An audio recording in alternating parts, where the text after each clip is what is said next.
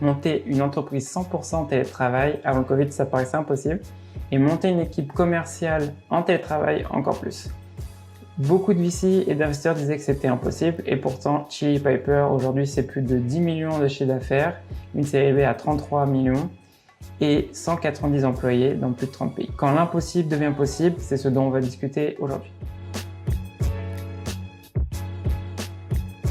Salut, c'est Eric, co-founder de The Cess Game et SDR Manager chez Chili Piper. Je suis super content car aujourd'hui, dans l'épisode, on va parler de Chili Piper et de ce qui a été fait pour montrer que c'est possible de monter une entreprise 100% en télétravail. Et pour ceux qui ne savent pas aussi, Chili Piper, justement, c'est l'entreprise dans laquelle je travaille. Pour cela, je reçois Nicolas Vanderberg, CEO et co-founder de Chili Piper, pour parler de ce qu'il a mis en place avec Alina Vanderberg, sa femme, et toute l'équipe de Chili Piper pour créer et faire grossir la boîte.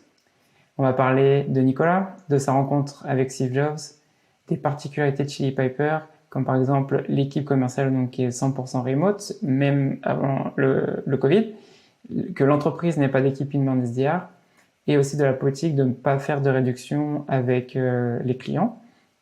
Et puis on va discuter aussi de comment passer de 1 million à 10 millions d'ARR, et à la fin de ce que Nicolas et l'entreprise en fait ils vont mettre en place pour passer de 10 à 100 millions. Mon invité aujourd'hui, c'est Nicolas Vanderberg, CEO et co-founder de Chili Piper. Donc salut Nicolas, merci d'avoir accepté l'invitation. Avec plaisir. Aujourd'hui avec Nicolas, on va discuter du coup de toi, de Chili Piper, des particularités de Chili Piper et aussi un peu de gestion de carrière. Donc, mais avant ça, est-ce que tu peux commencer en te présentant?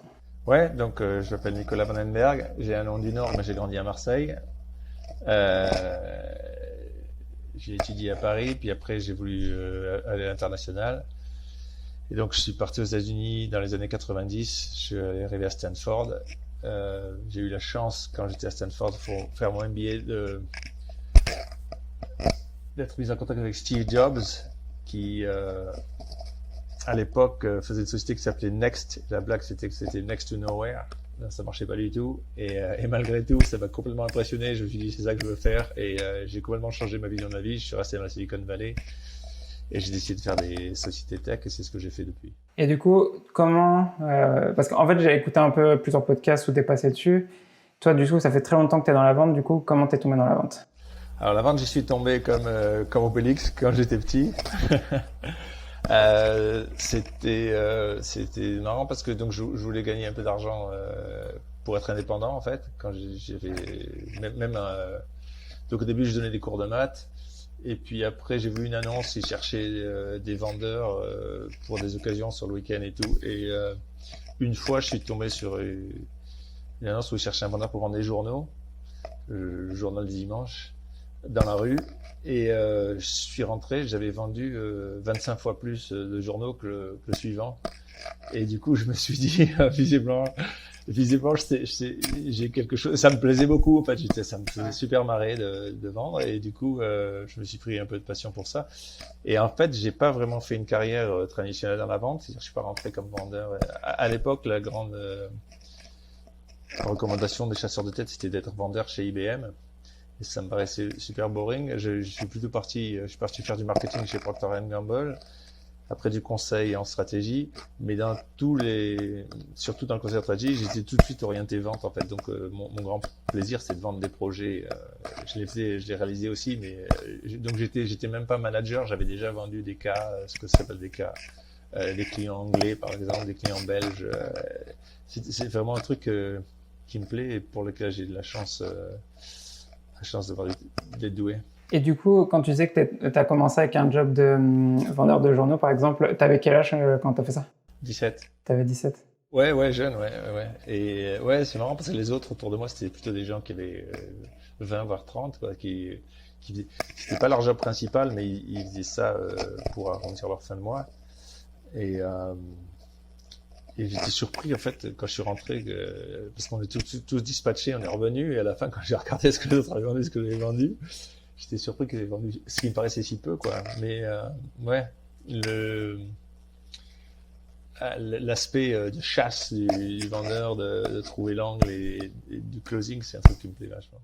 Et du coup, comment t'en es arrivé là aujourd'hui? Donc du coup, ce que tu fais aujourd'hui, avoir fondé Chili Piper, qu'est-ce qui t'a fait en fait en arriver là? Justement ça, en fait j'ai fait plusieurs sociétés et après avoir démarré à Stanford, ma première, dans de divers secteurs très variés. Donc, ma première, c'était dans le logiciel grand public. En fait, et bizarrement, j'ai travaillé avec John Sculley, j'étais un partenaire cofondateur avec John Sculley, qui était la personne qui a viré Steve Jobs de Apple. Donc, c'était un peu bizarre comme les choses se sont agencées. Donc, je faisais une première société, c'était un Photoshop grand public.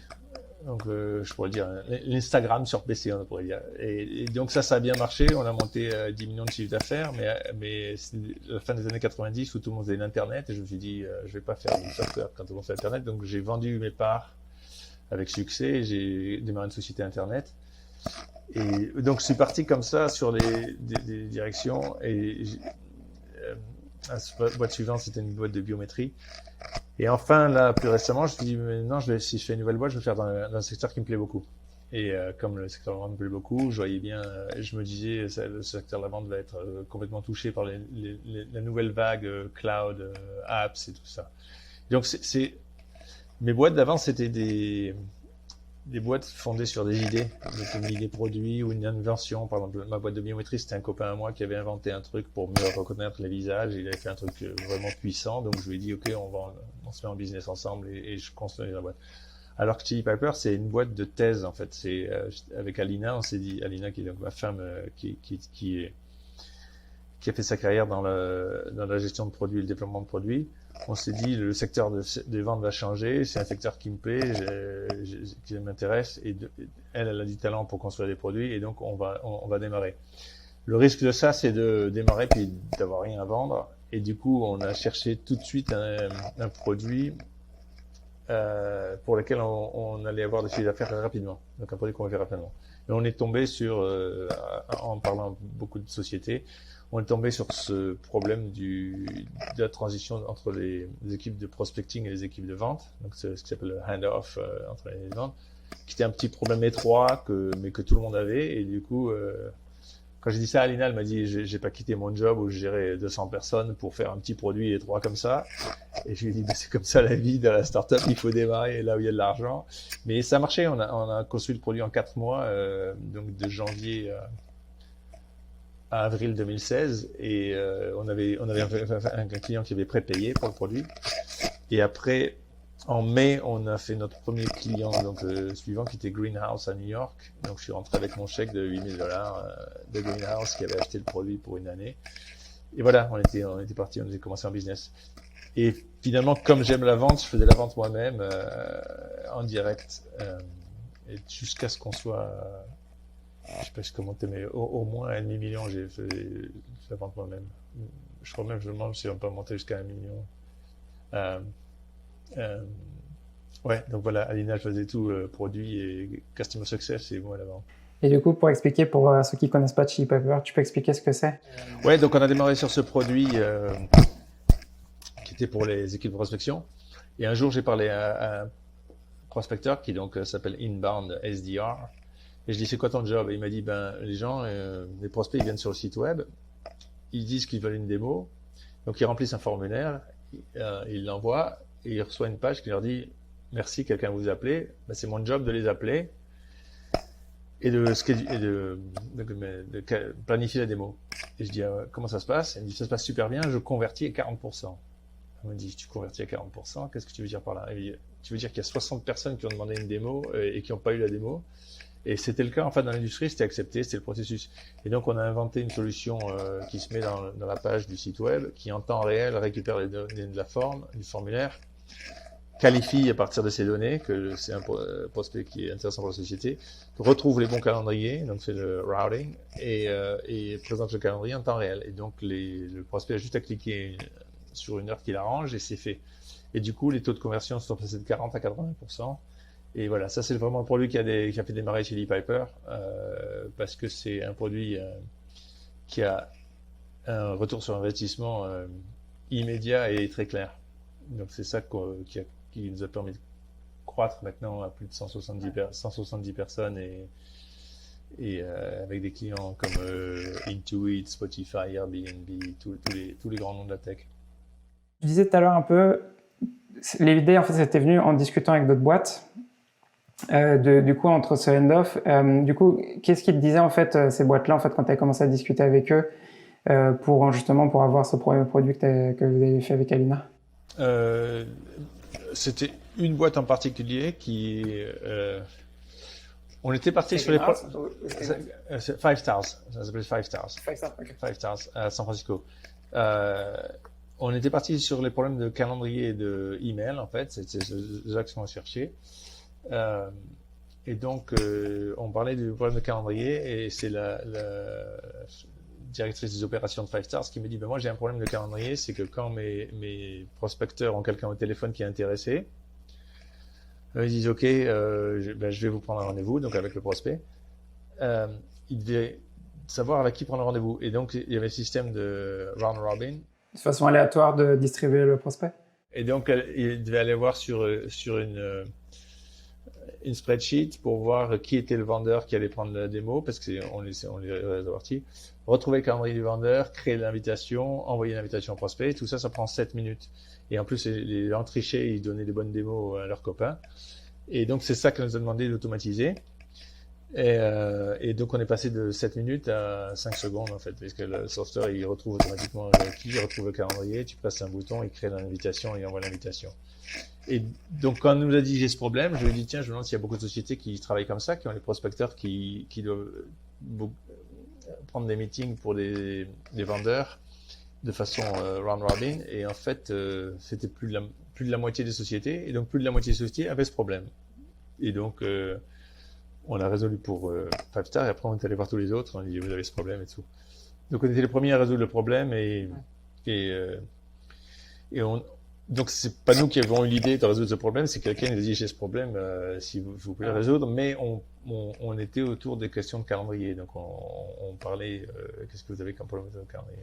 Et le point que tu disais, que tu mentionnais par exemple là sur les personnes qui envoyaient plus de démos à d'autres potes, par exemple dans leur équipe, moi c'était dans une boîte dans la première boîte où j'ai bossé en tant que SDR, justement c'est ce qui se passait, tu avais le manager qui envoyait ses leads à ses potes dans l'équipe, donc je vois très bien. Et je vois bien, parce que des fois, c'est tentant, tu as un prospect intéressant, tu te dis, tiens, puis tu te dis, tiens, c'est Joe, tu dis, Joe, il bosse pas bien, je vais l'envoyer à Mary.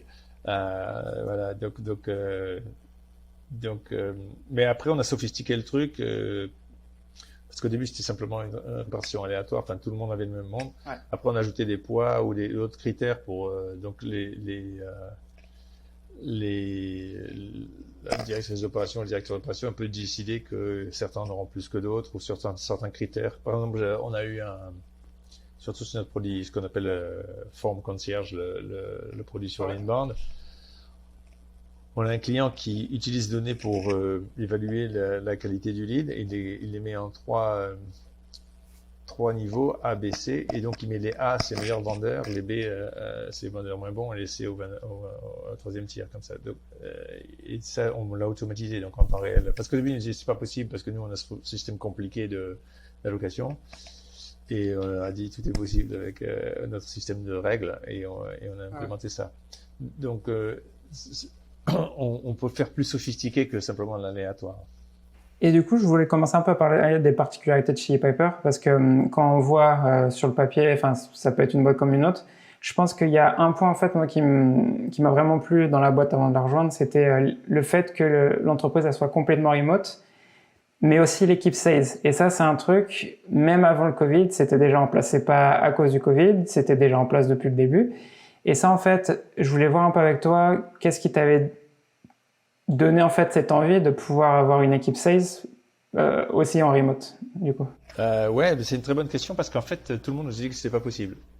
Et je vais donner toute l'histoire. D'ailleurs, je pense pas que je l'ai raconté.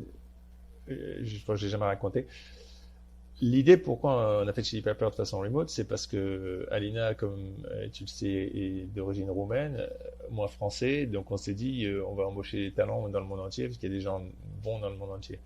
Et comme Alina et moi aimons voyager, on s'est dit, une fois qu'on les a embauchés, on va leur permettre de voyager où ils veulent, comme ça, ils auront la vie dont ils rêvent. Donc, c'est ça l'idée. Donc, on a commencé, comme je disais, c'est moi qui disais au début, et comme on vendait aux SDRs, on connaissait beaucoup de patrons des ventes, en fait, puisqu'on on vendait à eux. Et donc, ils étaient tous certains qu'il fallait mettre l'équipe de vente à un endroit, c'était super important, sales floor, hein, ça. Et donc, j'ai embauché quelqu'un de l'un de nos clients. En fait, je voyais les stats, en fait, de qui était bon, qui marchait bien, qui marchait bien. Donc, j'ai pris un client qui bookait plein de meetings. J'ai pris le mec. Je suis arrangé avec les fondateurs et j'ai embauché le mec. Et en fait, quand il est venu chez nous, on s'est dit, ben voilà, et on avait décidé qu'on ferait à Los Angeles, en fait. Donc, notre bureau de prospection, il serait à Los Angeles. Et donc, on l'a mis en place. Il est arrivé, on a embauché 2 ou 3 jeunes. Et on a commencé avec notre bureau à Los Angeles. Et en fait, ça n'a pas marché du tout. Et du coup, j'ai ce biais comme entrepreneur, quand quelque chose ne marche pas, je me nomme responsable. Donc, tu vois, plutôt que de dire je te vire, je prends quelqu'un d'autre, je dis ok, parce que en fait, quand les choses ne marchent pas, on ne sait jamais la cause, en fait. C'est ça le problème. Ouais. Même quand les choses marchent bien, on ne sait jamais la cause. C'est le grand problème des systèmes humains, c'est la compréhension des causes. Donc j'ai dit, écoute, fais autre chose pendant 6 mois, moi je vais être patron de l'équipe SDR. Et du coup, j'ai appris plein de trucs, mais comme j'étais pas à Los Angeles, j'ai dû les gérer moi de façon remote. Hein. En fait, j'y vais tous les mois à Los Angeles, donc j'étais en partie remote. Et je me suis rendu compte qu'en fait, qu'être sur place dans le bureau, ça m'aidait pas du tout par rapport à, parce qu'ils disaient toujours, we walk around the block, right? Ça veut dire pour former les vendeurs, je fais le tour du pâté de maison et je lui explique la vie, etc. Et je lui dis, bah, sur Zoom, ça marche très bien, on n'a pas besoin de faire le tour du pâté de maison. Et donc, je me suis rendu compte qu'on n'avait absolument pas besoin d'être ensemble et donc, que c'était un mythe qui s'entretenait. Et donc, j'ai continué, j'ai géré l'équipe SDR un peu plus longtemps que prévu et j'ai commencé à embaucher partout. Et voilà. Et du coup, et ça s'est mis à marcher. On s'est rendu compte qu'on arrivait au même niveau. Le grand truc, l'idée de mettre tout le monde ensemble, c'est l'émulation. Mais en fait, il y a de multiples façons de faire l'émulation. Et c'est vrai que sur un sales floor, on entend les autres, comment ils parlent, et donc on peut profiter de ça. On dit, tiens, ça a l'air de marcher ce qu'il dit, je vais faire pareil. Alors que quand on est tous distribués, on n'a pas ça. Mais maintenant, il y a Zoom. Donc, quand quelqu'un marche bien, ça se voit tout de suite, parce que on voit dans Salesforce qu'il y a quelqu'un qui book plus de meetings que les autres, et donc c'est assez facile d'aller écouter les calls, ou voir les cadences qu'il fait, et comment il fait. Et on fait des meetings dans ce sens-là, d'ailleurs, pour mettre, quand quelqu'un marche bien, on va tout de suite essayer de comprendre ce qu'il fait bien, ce qu'il ou elle fait bien. Donc c'est comme ça que ça s'est passé. Et donc on a failli faire une exception pour les ventes, et finalement j'ai trouvé qu'il n'y avait pas de raison. Comment tu faisais pour gérer l'équipe en remote au début? Parce que en gros, la question à chaque fois qu'il y a, même là s'il y a le Covid, c'est du coup la plupart des entreprises qu'elles font, c'est il y a un confinement, les gens ils sont chez eux, du coup ils bossent depuis chez eux, mais du coup après en fait quand le confinement se finit, ils retournent au bureau. Comment tu faisais en fait justement pour gérer ça sur l'équipe en full remote? Donc, ce que je fais, c'est tout simple. C'était sur Zoom en fait. Donc je regarde les résultats, j'écoutais les calls et en fait après je coachais sur Zoom. Donc j'écoutais les calls à l'époque. On prenait les enregistrements sur Zoom ou maintenant ou sur le téléphone. Maintenant on utilise Gang, qui est l'un de nos clients d'ailleurs. Et voilà, ça marche très bien. En fait, sur Gang, c'est plus facile parce qu'on peut écourter les écoutes en se ciblant sur des parties. Mais ce qui est bien maintenant, c'est que quand les sociétés disent à leurs vendeurs qu'ils doivent se rapatrier, qu'ils doivent rentrer au bureau, il y a tout un paquet qui se dit, bah non, moi je préférais la vie avant où j'étais chez ma copine dans le sud. Et du coup, ils viennent chez nous, chez Chili Piper. J'étais à un dîner d'entrepreneurs français à New York il y a 15 jours, ils se plaignaient tous de ça, en fait, que les gens voulaient pas revenir. Et je leur ai dit, je vous remercie tous parce qu'ils viennent chez nous. C'est comme ça que la moitié des candidats, maintenant, ils disent, ma société veut que je rentre au bureau et je veux pas y aller. Non, le truc, c'est qu'on n'est pas complètement sans bureau. Là, par exemple, je suis à WeWork, à Brooklyn. Ce qu'on dit, c'est qu'on dit, si tu veux un bureau, tu veux un bureau, mais le bureau qui t'arrange, le bureau qui est près de chez toi. Donc, certains disent non, ça va, je peux bosser chez moi. D'autres ont un bureau, mais l'avantage de WeWork, c'est qu'en fait, on a quand même un environnement professionnel. On peut avoir dans moi, c'est pour ça que je fais ça, je reste pas chez moi. Donc, ça fait un peu le meilleur de deux mondes. On est dans un environnement professionnel, mais on n'a pas à se taper 1h30 de métro pour aller à un endroit loin de chez soi. Et sur ce que tu disais là sur ton dîner avec les entrepreneurs, en fait, par exemple, c'est aussi ça qui est un des avantages sur le remote. Et ça, je me rendais pas compte en fait avant de rejoindre Chili Pepper, mais c'est que nous, notre pool de talents, en fait, il est énorme si tu compares par rapport aux autres boîtes qui ont un bureau. S'ils sont à New York, ils doivent recruter que des gens qui sont à New York, alors que nous, on peut recruter dans tous les US ou dans toute l'Europe. Et ce qui nous fait qu'en fait, on peut, on n'est pas obligé d'avoir plein de personnes qui habitent autour de Paris, par exemple, et qui fassent plein d'entretiens, et ça nous permet d'avoir des très bons talents dans plein de pays. Ouais, et puis il y a les gens aussi qui ont envie de s'expatrier, comme tu le sais, on a des Français à Barcelone, des Français à Lisbonne. Et pour différentes raisons professionnelles, personnelles, ils ont envie d'être à Lisbonne et à Barcelone, qui sont deux villes sympas. Et ils peuvent travailler dans une société comme nous. Ouais. Mais ouais, c'est marrant parce qu'en fait, c'était un grand avantage concurrentiel. Quand le Covid est arrivé, je me suis dit, ah merde, tout le monde va comprendre qu'en fait c'est possible et que ça marche. Et c'est un peu vrai, donc le marché est plus concurrentiel, surtout sur les ingénieurs en fait. Maintenant, les gens commencent à se dire, je peux embaucher en Pologne, je peux embaucher au Brésil, etc. Là où on est. Sur la vente, moins. Les gens ont toujours cette idée qu'il faut se remettre ensemble. Et donc, pour l'instant, on a encore l'avantage d'être une des rares sociétés qui dit vous travaillez d'où vous voulez. Et si tu avais un conseil justement pour ceux qui veulent monter une équipe complètement remote, qu'est-ce que tu donnerais comme conseil? Je suis un peu visé, je leur dirais de le faire parce que c'est la bonne chose, quoi. S'ils le font, ils deviennent concurrents de Chili Pepper sur le marché du recrutement. Donc je préfère qu'il n'y en ait pas trop qui le fassent, mais bon. Non, faut pas le dire, il faut qu'on garde ça comme secret. Non, mais c'est un truc qui marche, c'est évident, les gens, ils sont motivés, les vendeurs, ceux qui sont pas motivés, ça se voit tout de suite, ils disparaissent rapidement, soit à l'entretien, soit après l'entretien, on se rend compte que ça marche pas. Ceux qui sont motivés, ils vont tout de suite aller chercher, ils vont essayer de comprendre pourquoi quelqu'un d'autre réussit quand ils réussissent pas, donc ils vont demander conseil. Bon, ça c'est l'un des trucs qu'on a fait très bien, à mon avis, chez Chili Pepper, c'est qu'on a mis tout de suite en valeur notre company value, c'est help. Donc l'idée c'est de dire il faut aider les autres. Alors bien entendu, je suis sûr que c'est pas à tout moment que tout le monde aide tout le monde, mais quand même on met beaucoup de focus là-dessus. Donc si quelqu'un fait mieux son boulot que l'autre, on leur demande d'aider les autres. Et donc pour répondre à ta question, avec tous les outils actuels qui sont Zoom, Gang pour enregistrer les calls, les cadences où on peut voir les statistiques des différentes personnes, tout est en place pour faire marcher une équipe sans qu'elle soit ensemble dans un bureau. Et il y avait aussi une autre particularité que j'avais vue depuis que j'ai rejoint la boîte, et ça, il n'y a pas beaucoup de boîtes qui le font, c'est sur la partie des SDR en inbound. Donc, nous, on n'en a pas, par exemple.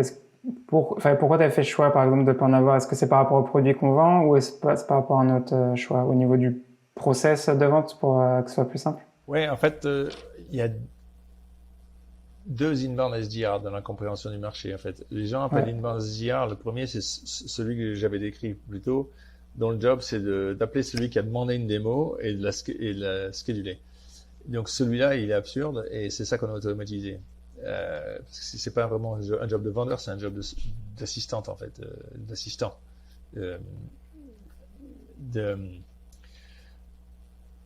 Donc ça c'est la première chose qu'on a faite quand on a fait le produit. On n'a jamais pensé que c'est une bonne idée d'avoir etc. Après, des fois, les gens parlent d'inbound SDR et ils font référence aux leads qui sont venus un jour qui ont donné leur email sans demander un meeting et pour lequel il faut suivre. Mais ça, en vérité, c'est de l'outbound, en fait, parce que les gens donnent leur email, c'est pas un grand signe d'engagement, donc c'est presque aussi dur de suivre, d'avoir un meeting avec quelqu'un comme ça que d'avoir un meeting en récupérant l'email depuis LinkedIn ou Zoom Info, quoi.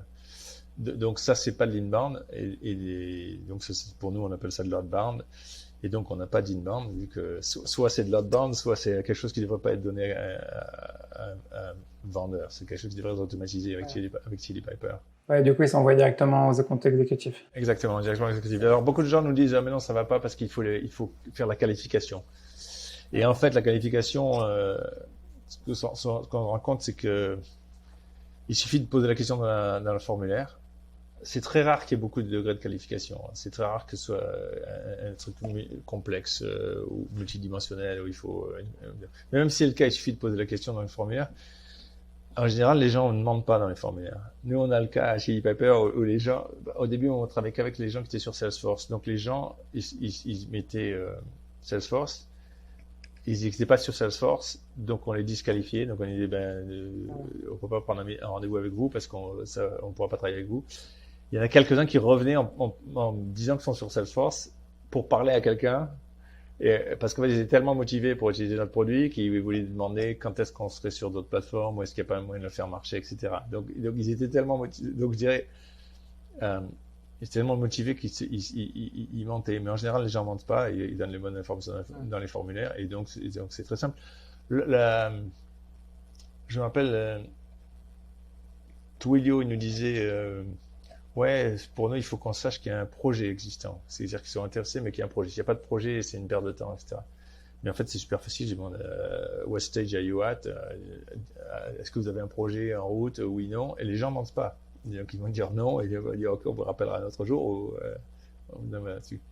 Donc voilà, donc en fait, il y a une sorte de grande résistance des équipes de vente à passer des demandes de meeting directement aux accounts exécutives.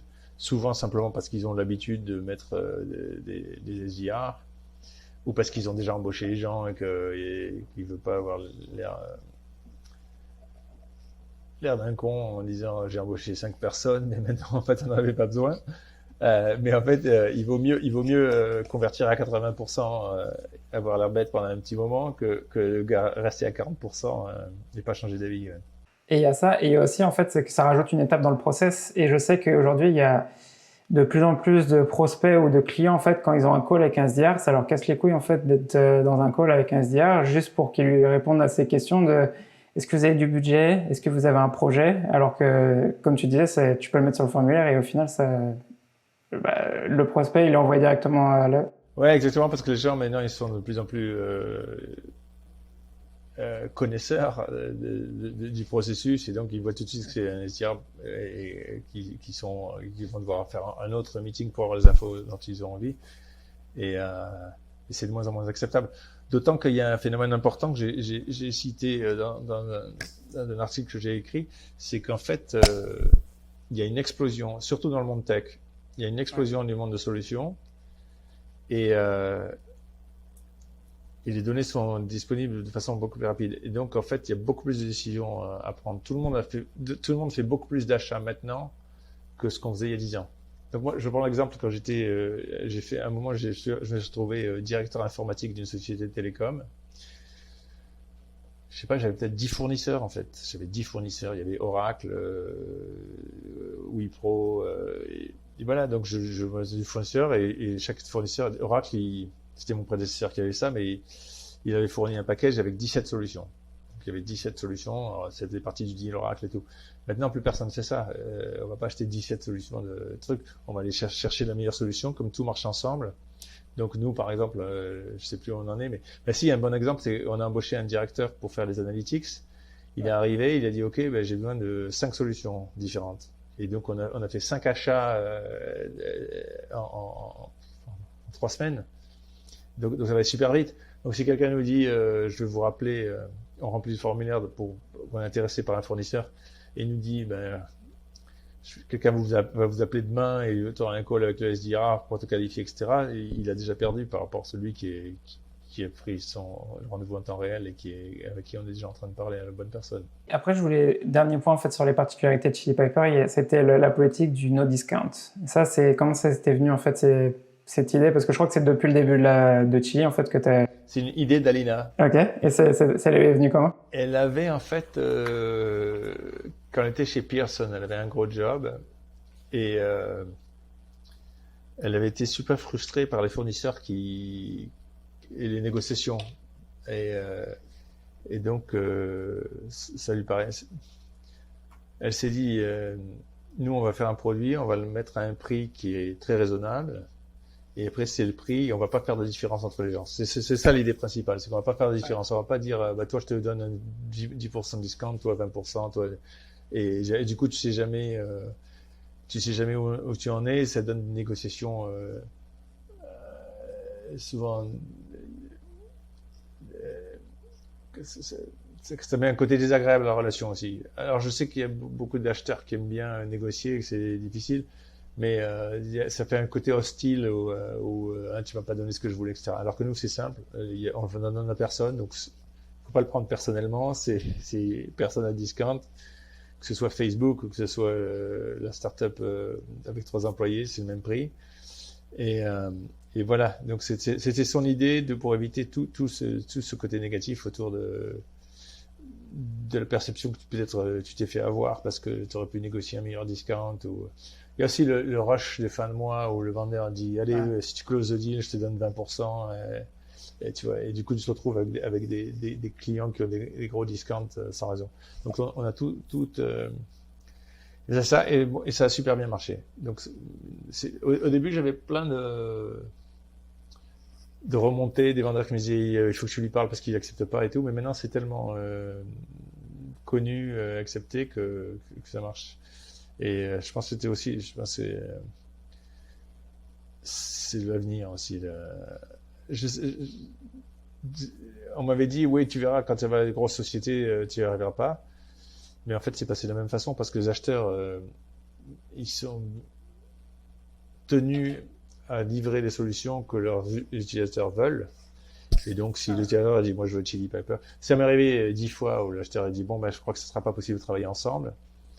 Et je dis, écoutez, rappelez-moi. Et en fait, ils rappellent parce qu'ils sont obligés. Les acheteurs, ils peuvent pas dire à l'acheteur, il veut pas me donner de discount, je te donne pas ta solution. Alors que c'était écrit depuis le début, qu'on l'avait dit. Et donc, l'utilisateur, il va dire, oui, mais je le savais, c'est écrit, moi, c'est ça que je veux comme solution. Donc, ouais, c'est une très bonne option. Mais du coup, ça veut dire qu'on doit aussi avoir un prix qui est toujours raisonnable. C'est-à-dire que c'est le prix où on peut justifier que sans discount, ça vaut la peine. Et ce qui est le cas. Chez nous, le retour sur investissement de notre produit est tellement fort que c'est toujours facile à justifier le prix qu'on propose. Et là, en fait, avec ce que tu disais, je pense qu'il y a aussi un autre avantage avec le discount, enfin de ne pas faire de discount, je veux dire, c'est au niveau du churn des clients, parce que tu sais qu'ils n'ont pas signé juste parce que tu leur as donné une réduction en fait sur leur prix. Donc s'ils signent, c'est qu'ils veulent acheter le produit, c'est pas juste parce que tu leur as fait une réduction. Ouais, c'est vrai, puis ça simplifie nos renewals, nos renouvellements, puisque quand on arrive, il y a rien à négocier en fait, c'est oui ou non. Vous voulez continuer ou pas continuer, ce qui économise beaucoup de temps, en la vie plus simple à tout le monde. Du coup, si tu veux, maintenant, j'ai une question en fait, c'est par rapport, donc là, on a passé la barre des 10 millions d'ARR.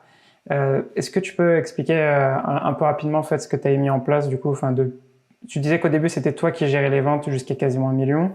Et est-ce que tu pourrais nous raconter un peu ce que tu as mis en place entre le premier million jusqu'au 10 millions? Ouais, donc en fait c'était une approche un peu inhabituelle puisqu'on a fait ce qui s'appelle un bootstrap. Il y avait 2 raisons pour le bootstrap. La première, c'est comme on était parti avec une vision grandiose où on va changer le monde de la vente et du marketing. Je voulais s'assurer qu'on ait quelque chose de concret très rapidement. Et la deuxième raison, c'est que j'avais un peu ça comme objectif personnel en fait, d'arriver à créer une société ou de faire marcher une société sans lever de fonds, de faire marcher tout seul. Il y a une sorte de côté héroïque c'est un peu con, mais je veux l'avoir fait. Ouais. Ouais. Et voilà, donc on est parti comme ça. Donc on a eu une début de société qui est inhabituelle par rapport aux sociétés tech, qui ont tout de suite, surtout ces jours-ci, les levées de fonds sont beaucoup plus élevées que dans le passé. Donc on peut avoir 5 millions en seed, 30 millions en Series A, tout ça. Voilà, donc du coup, comme on était c'est pour ça que je faisais les ventes moi-même, et donc on a recruté au fur et à mesure. Et ce qu'on a fait, c'est que, comme je l'ai expliqué tout à l'heure, on a recruté des SDRs pour générer notre pipeline, des vendeurs, et on faisait très attention à leur taux de conversion. Donc on a fait comme ça. Et en marketing, on a fait que de la performance marketing. Donc l'idée performance marketing, c'est des paid ads. Donc au début, on a fait très peu de tous ces contenus social, etc. Et en fait, maintenant, je me rends compte que c'était une erreur. En fait, le problème du contenu du social, c'est que ça met longtemps à marcher. Des fois, c'est même pas sûr que ça marche parce qu'on se rend pas compte que c'est ce qu'on appelle le dark funnel. C'est les gens se parlent mais on le voit pas, donc c'est dans l'ombre. Et puis ils arrivent un jour, ils veulent acheter, on sait pas pourquoi, mais en fait ils sont parlés. Et donc c'était un investissement qui me faisait un peu peur parce que c'est pas direct, on voit pas donc je l'ai pas fait pendant la première partie. Donc donc c'est comme ça qu'on a marché pour répondre à la question de 1 à 10, c'était un temps très strict sur notre gestion de l'équipe de vente. On faisait très attention à ce que les SDR bookent assez de meetings, que les comptes exécutifs aient le bon taux de conversion. Je gérais ça moi-même. Dès qu'il y avait quelqu'un qui était en taux de conversion trop bas, je passais beaucoup de temps en coaching. Si jamais on n'arrivait pas à le relever, on passait à la conclusion que c'était pas la bonne personne. Et donc c'était une gestion très serrée de l'équipe de vente. Et en fait, maintenant on a passé 10 millions en début d'année, quand on l'a annoncé sur LinkedIn. Donc maintenant on est bien au-delà de cette. Donc maintenant on est en route vers les 100 millions. Et les 100 millions, l'équipe de vente, la gestion trick, c'est pas suffisant. Il faut qu'on investisse sur le marketing. Et donc ça, c'est quelque chose que je pense que j'aurais dû faire plus tôt. C'est tout ce qui est gestion du dark funnel, en fait. C'est comment faire pour que les gens entendent parler de nous dans des contextes où en fait on n'est pas présent, où au fait on n'est pas directement présent. Donc sur les réseaux sociaux, sur les réseaux Slack, sur ça.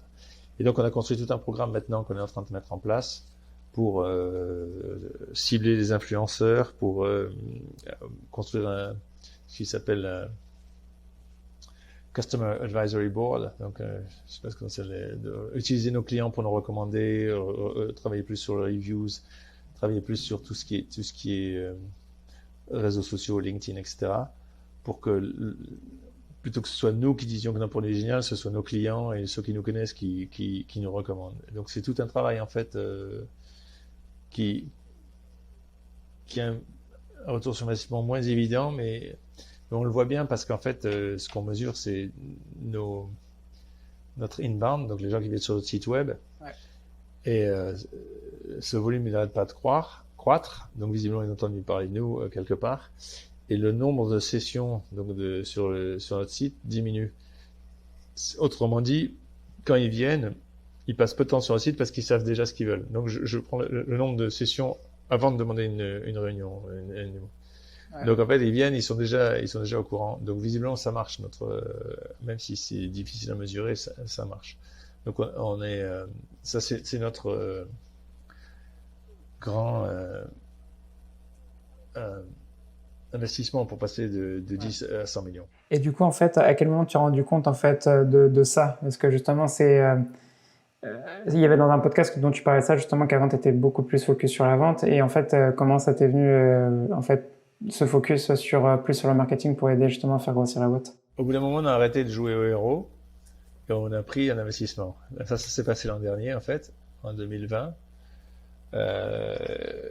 Après le Covid, le Covid au début d'année, ça nous a fait super peur. On s'est dit merde, notre belle boîte, parce que quand on est bootstrap, on n'a pas beaucoup de réserves de cash.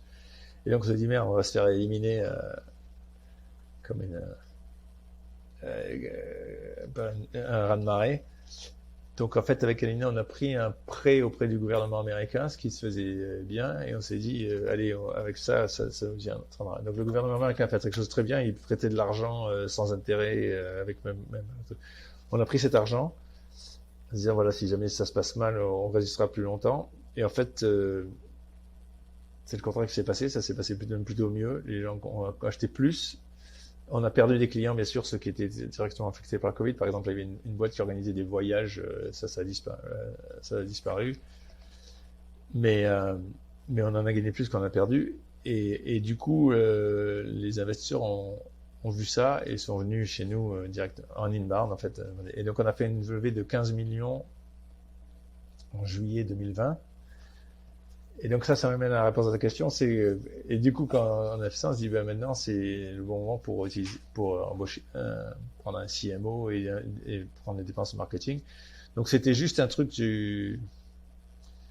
on a du budget, pourquoi pas le faire? C'est pareil, la chose à faire. Maintenant, on a des budgets, on peut embaucher un CMO et le faire. Donc c'était pas très inspiré, c'était juste pourquoi pas. Mais une fois, pareil qu'avec les SDR, une fois que j'ai mis en place CMO le budget, ben, ça n'a pas marché aussi bien que je l'attendais. Et comme j'ai pas compris, je me suis dit, bon, ben, je fais pareil, je prends ça en main directement, je m'en occupe et j'ai essayé de comprendre pourquoi ça marche pas. Et voilà, donc ça fait maintenant, ça fait 10 mois, presque, ouais, 10 mois que je pense en direct et effectivement, je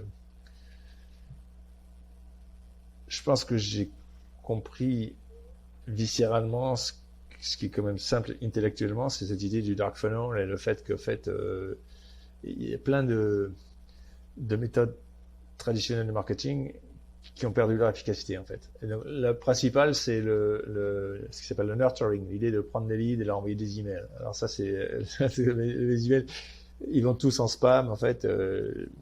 J'ai delete une fois par jour. Donc ça c'est un truc qui était pourtant la fondation du marketing automation et qui est maintenant complètement mort. Après, les autres trucs, c'est même l'advertising en fait en Google Search, ça marche encore, mais c'est loin d'être la source principale parce qu'en fait, encore une fois, Google Search, ça reste un grand moyen pour trouver de l'information, mais souvent les gens ont demandé à leurs amis et donc ils n'ont pas besoin de faire une Google Search. Par exemple, ils disent tu utilises quoi toi pour faire tes analytics? Tu fais quoi comme data warehouse? Tout le monde sait qu'il y a 3 grands candidats qui est Snowflake, Redshift et Google.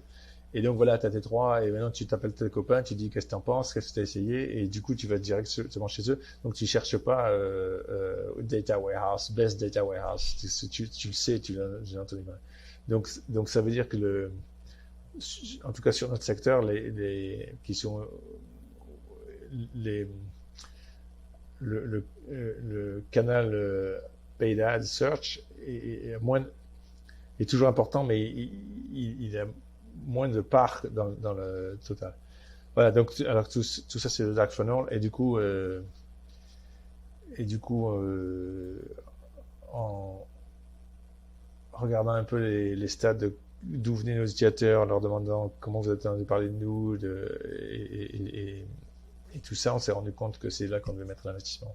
Et du coup, là, on va arriver sur les dernières questions de l'interview, donc c'est plus sur la partie carrière.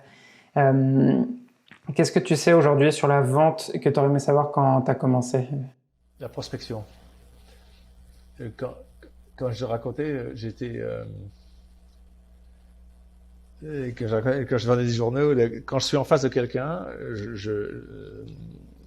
j'adore l'interaction et la vente. Mais dans le monde actuel, la difficulté, c'est d'arriver à être en face de quelqu'un. Donc, la partie prospection. Et donc, comme je savais pas trop faire ça au début, j'allais...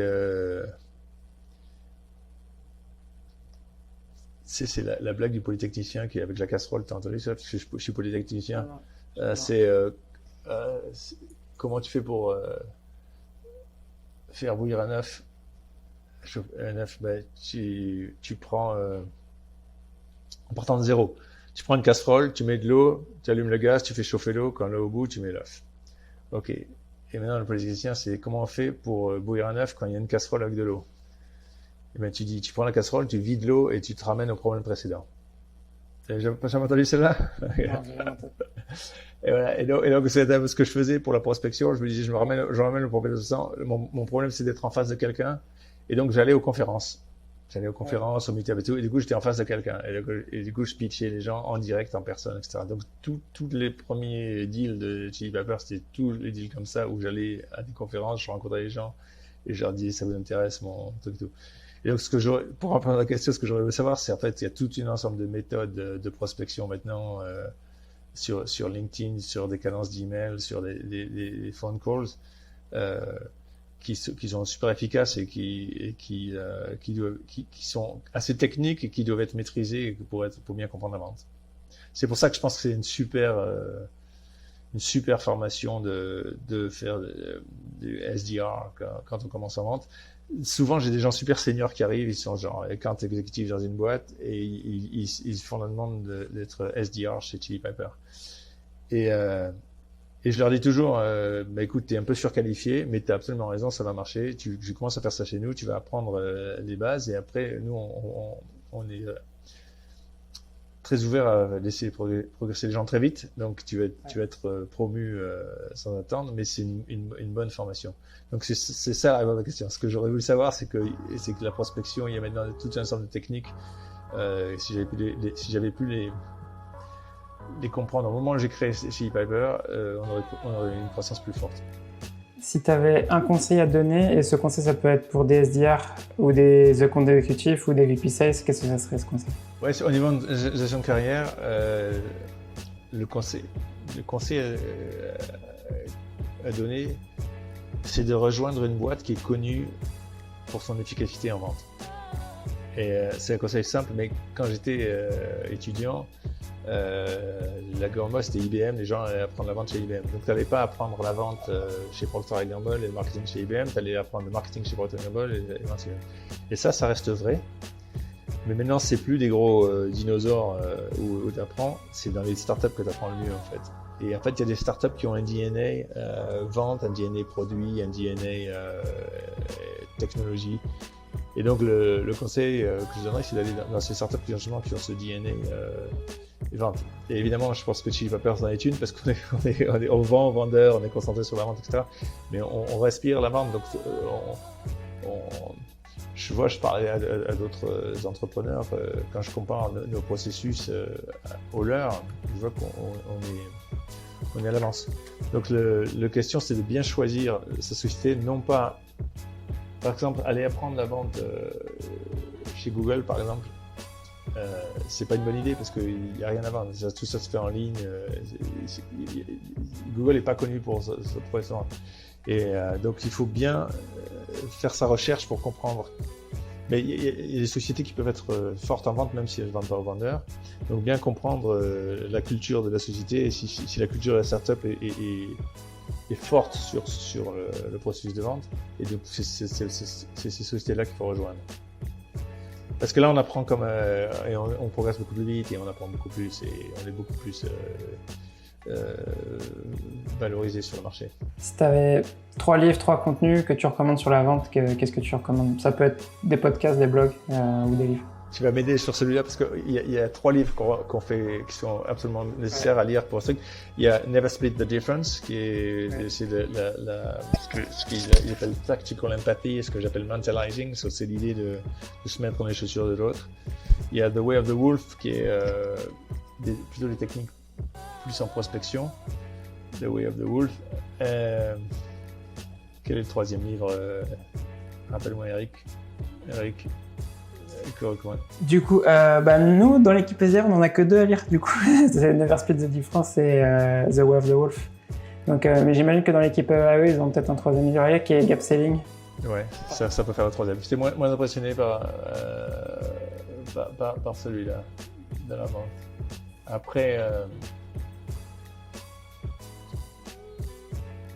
Après, comme je disais, il vaut mieux rejoindre mon équipe comme Chili Piper où on enseigne, où on suit la vente plutôt que de passer dans les livres. Mais ces deux-là, c'est de mon livre. Du coup, dernière question, c'est si tu devais recommencer de zéro ta carrière dans la vente, et dans le sens, c'est parce que je sais que toi, t'es plus focus sur l'entrepreneuriat. Si tu devais recommencer ta carrière dans la vente en 2022, qu'est-ce que tu ferais? Je fais exactement ce que je dis. Je trouve une startup qui marche. Donc, si je commençais, j'irais chez eux. Et